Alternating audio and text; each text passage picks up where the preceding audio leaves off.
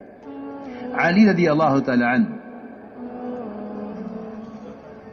6 درہم منگوائے گھر سے، فقیر کو دیے، اور فقیر کو دینے کے بعد تجارت کی. یہ نہیں کہ آپ نے فقیر کو دیے ہیں تو انتظار کریں اللہ دیں گے. تجارت کی. ہماری بڑی مشکل یہ ہے کہ جو ہم تجارت سے کماتے ہیں اس کو سمجھتے ہیں کہ یہ ہم نے کمایا ہے، اور جو تجارت کے بغیر مل جائے اسے کہتے ہیں کہ اللہ نے دیا ہے. ہاں جی ہاں، سوچو تو صحیح. جو چیز اسباب کے بغیر آ جائے اسے کہتے ہیں اللہ نے دیا ہے، اور جو اپنی کوشش سے کماتے ہیں اسے کہتے ہیں کہ ہم نے اپنی کوشش سے کمایا ہے. حالانکہ یہ ہم نے اپنی کوشش سے کمایا ہے، یہ بات صرف قارون کی زبان سے اچھی لگتی ہے، مسلمان کی زبان سے اچھی نہیں لگتی. یہ بات صرف قارون کی زبان سے اچھی لگتی ہے. وہی اس قابل تھا، وہی کافر اس قابل تھا کہ وہ یہ کہے انما اوتیتہ علی علم عندی، کہ اللہ نے کچھ نہیں دیا ہے، یہ تو میں نے اپنی کوشش سے کمایا ہے. یہ بات سب کے ذہن میں رہے کہ توکل اسباب کی اختیار کرنے کے خلاف نہیں ہے. کہ ہمیں توکل کیا ہے تو سبب کیوں اختیار کر رہا ہے؟ یہ عجیب اس زمانے میں ایک جہالت پیدا ہوئی ہے کہ بھائی توکل کرو. توکل کرنے کا مطلب یہ کہ تجارت نہ کرو. توکل کرنے کا مطلب ہے کہ تجارت نہ کرو، بلکہ میں تو سمجھتا ہوں کہ تجارت کرنا ہی توکل کرنا ہے. ہماری بات ذرا توجہ چاہے گی، دھیان سے سننا. تجارت کرنا ہی توکل کرنا ہے، اس لیے کہ توکل کرنے والا شخص وہ ہے جس کی حاجت مخلوق پر ظاہر نہ ہو. دیکھو میری بات یاد رکھیو، ایک آدمی کا توکل اس وقت تک ہے جب تک اس کی حاجت اللہ کے سوا کسی پر ظاہر نہ ہو. اگر اس کی حاجت اللہ کے غیر پر ظاہر ہو گئی، اس کا توکل ختم ہو گیا. توکل ایک راز ہے بندے کے اور اللہ کے درمیان. توکل دیکھو، اس حاجت کو مخلوق سے چھپانے کے لیے تجارت ہے. لوگ سمجھتے ہیں کہ مال کمانے کے لیے تجارت ہے. نہیں، تجارت مخلوق سے حاجت کو چھپانے کے لیے ہے. ہماری بات بہت توجہ چاہے گی. تجارت مخلوق سے حاجت کو چھپانے کے لیے ہے. اگر آپ کو اس سے اختیار نہیں کرتے ہیں تو لوگ کہیں گے کہ یہ کچھ نہیں کرتے، چلو ان کی مدد کرو. جی ہاں، آپ کا اسباب اختیار نہ کرنا اپنی حاجت کو مخلوق پر ظاہر کرنا ہے. اسی لیے آپ دیکھیں گے کہ جو فقراء سوال کرتے ہیں ان کے اندر سے کمانے کی استعداد ختم ہو جاتی ہے. کیوں؟ کہ کمانے کی استعداد اس لیے ختم ہو جاتی ہے کہ سائل پر اللہ فقر کا دروازہ کھول دیتے ہیں. سائل پر، جی ہاں، یہ بہت ڈرنے کی بات ہے. سائل پر اللہ فقر کا دروازہ کھول دیتے ہیں. اس لیے فرمایا کہ توکل اسباب کے خلاف نہیں ہے، بلکہ اللہ کی ذات پر توکل تو یہ ہے کہ تم اپنی حاجت کو مخلوق سے چھپاؤ. اپنی حاجت کو مخلوق سے چھپاؤ. اور اگر آپ یہ کہیں کہ یہ توکل کرے وہ سوگی اختیار کرے تو اس کا مطلب یہ ہے نعوذ باللہ انبیاء اور صحابہ اور اولیاء ان میں توکل نہیں تھا کہ یہ اسباب اختیار کرتے تھے.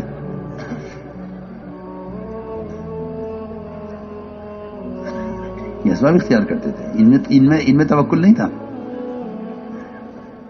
اس لیے یاد رکھو کہ توکل اسباب کے اختیار کرنا توکل کے خلاف نہیں، اسباب سے امید کرنا توکل کے خلاف ہے، کیونکہ اسباب اللہ کا غیر ہے اور توکل کا تعلق اللہ کی ذات سے ہے. امید کوئی نہیں ہے سبب سے. تو علی رضی اللہ تعالیٰ عنہ نے 6 درہم دیے فقیر کو، پھر تجارت کی. گزر رہا تھا ایک اونٹ لے کر آدمی، ہاں بھائی اونٹ بیچو گے کہ ہاں بیچیں گے. کتنے کا ہے؟ کہ یہ اونٹ 120 درہم کا ہے، 120 کا اونٹ ہے. فرمایا ٹھیک ہے یہاں باندھ دو. باندھ دیا اس نے اونٹ. قیمت کہ قیمت ٹھہر کر دیں گے. وہ زمانہ امانت کا زمانہ تھا. جی ہاں، لوگ پرائے اجنبیوں کو بھی مال دے دیا کرتے تھے، پیمنٹ ہو جائے گی، پیمنٹ ہو جائے گی. اچھا زمانہ تھا. سنو، بہت ضروری بات سنا رہا ہوں میں. اچھا زمانہ تھا، خیانت کا زمانہ نہیں تھا. زمانہ خیانت کا نہیں تھا. مسلمان سے لوگ معاملے اس لیے کرتے تھے کہ یہ اپنے ایمان کی وجہ سے دھوکہ نہیں دے گا. جی ہاں، لوگ سب کو چھوڑ کر مسلمان سے معاملہ کرتے تھے کہ اس کا ایمان ہے جو حق ادا کروائے گا، اور اس کا ایمان ہے جو خیانت نہیں کرنے دے گا. لوگ مسلمان سے معاملہ کرتے تھے. لیکن ایک صاحب نے ایک واقعہ سنایا، وہ یہی سنانے کا ہے. ایک واقعہ سنایا کہ ایک مسلمان تھا، اس کا ایک پڑوسی دوست تھا نصرانی. پڑوسی تھا تو تعلق تھا نصرانی سے، اور بہت پرانا تعلق.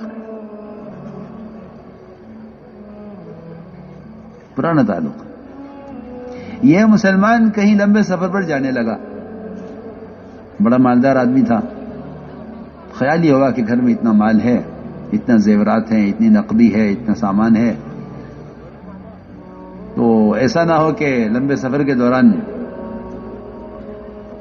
کوئی چوری ڈکیتی ہو جائے. خیال یہ ہوا کہ یہ مال اپنے دوست کے پاس رکھوا دیتا ہوں. اس سے بات کی، نے کہا بھائی میں جا رہا ہوں سفر میں، یہ سونا ہے، یہ نقدی ہے، آپ رکھ لو. ٹھیک ہے یہاں رکھ دو، کوئی بات نہیں. رکھ لیا اس نے، اور بہت اعتماد، بہت تعلق، برابر کا پڑوسی. یہ واپس آیا سفر سے تو گیا اس کے پاس کہ بھائی وہ ہماری امانت. اس کے دل میں شیطان نے غلط ارادہ ڈال دیا تھا. اس نے کہا کیسی امانت؟ کون سی امانت؟ کہہ رہے میں آپ کے پاس سامان رکھ کر گیا تھا، آپ کیا بات کر رہے ہیں؟ مذاق کر رہے ہیں؟ کیسا مذاق؟ ہمیں آپ نے کچھ نہیں دیا. صاف انکار. یہ بہت پریشان ہو گیا، بہت پریشان ہو گیا. اس نے کوشش کی کہ میں اس کے لیے کوئی قانونی کارروائی کروں، تو میرے پاس کوئی ثبوت نہیں. جی آج کے لوگ تعلقات میں اور اعتماد میں مارے جاتے ہیں. حالانکہ قرآن کا حکم ہے فَلْيَكْتُبْ، کہ لکھ لو جو معاملہ ہے اسے لکھ لو. قرآن لکھنے کا حکم دے رہا ہے، اور قرآن کے اس حکم پر عمل نہیں کرتے آپس کے تعلقات کی وجہ سے. انہیں معلوم نہیں ہے کہ شیطان ان تعلقات کو کیسا ختم کرے گا اس مال کے چکر میں. جی ہاں، قرآن کا حکم ہے فَلْيَكْتُبْ، کہ لکھ لیا کرو معاملات، جو تمہارے لین دین ہے آپس کا، اس کو لکھا کرو. لکھنا نہیں آتا تمہیں تو لکھنے والے کو بلا کر لکھواؤ. جی ہاں، اس کا حکم ہے. ان کے پاس کوئی لکھت پڑھت میں تو کوئی چیز تھی نہیں. وہ دوست کی نیت خراب ہوئی مال پر، اس نے دینے سے انکار کر دیا. اس کو خیال آیا کہ مجھے ان کے کسی پوپ، کسی پادری کے پاس جانا چاہیے اور اس سے جا کر ساری اپنی بات کہنی چاہیے. وہ گیا، جا کر اس سے کہا کہ میرا پڑوسی ہے، آپ کے مذہب کا آدمی ہے، میرا مال اس نے قبضہ لیا ہے، میں سفر میں جاتے ہوئے اس کے بعد رکھ کر گیا، میرا پڑوسی ہے، میں اسے جانتا ہوں، دوستی ہے، ساتھ کھانا، ساتھ بیٹھنا مستقل، اور میں نے ہر ممکن کوشش کر لی ہے لیکن وہ دینے کو تیار نہیں ہے۔ میں نے کہا ٹھیک ہے، میں آپ کو ایک پرچہ لکھ کر دیتا ہوں، لیکن میری شرط یہ ہوگی کہ آپ اس خط کو کھول کر نہیں پڑھیں گے، اس خط کو کھول کر نہیں پڑھیں گے، آپ یہ پرچہ لے جا کر اس کو دے دینا، مگر کھول کے آپ پڑھیں گے نہیں اس کو، ٹھیک ہے؟ وہ پرچہ لیا، وہاں سے بند لفافہ لا کے وہ اس نے اپنے پڑوسی کو دے دیا، بھیا، اور کچھ نہیں کہا کس نے دیا، کہاں سے، یہ آپ کے لیے خط ہے۔ اس نے کھول کے پڑھا اور پڑھتے ہی اندر گیا اور پورا سامان، صندوق اس کا اور پیسہ اور روپیہ اور جو کچھ بھی تھا، زیورات، سب لا کر واپس بھیج دیا آپ کا سامان۔ یہ کیا ہوا؟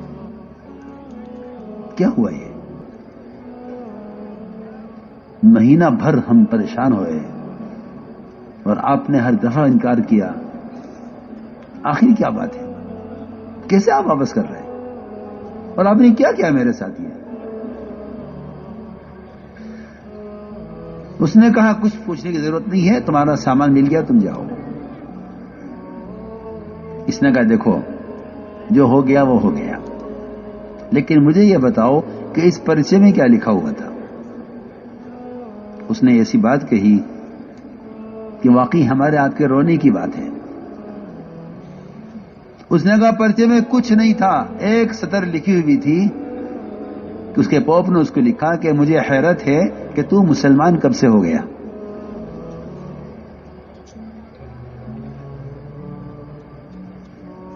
یہ بہت رونے کی بات ہے۔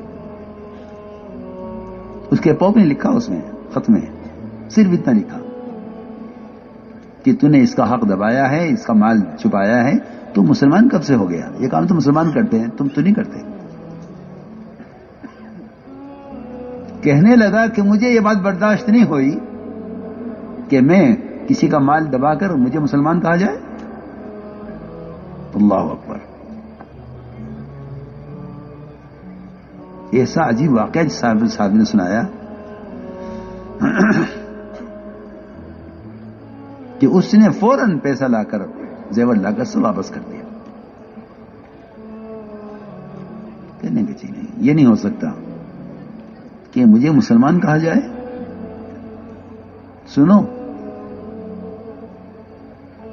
تو میں نے عرض کیا کہ ایک زمانہ وہ تھا امانت کا، اور کیونکہ آخرت سامنے تھی کہ اگر مار بھی لیا یہاں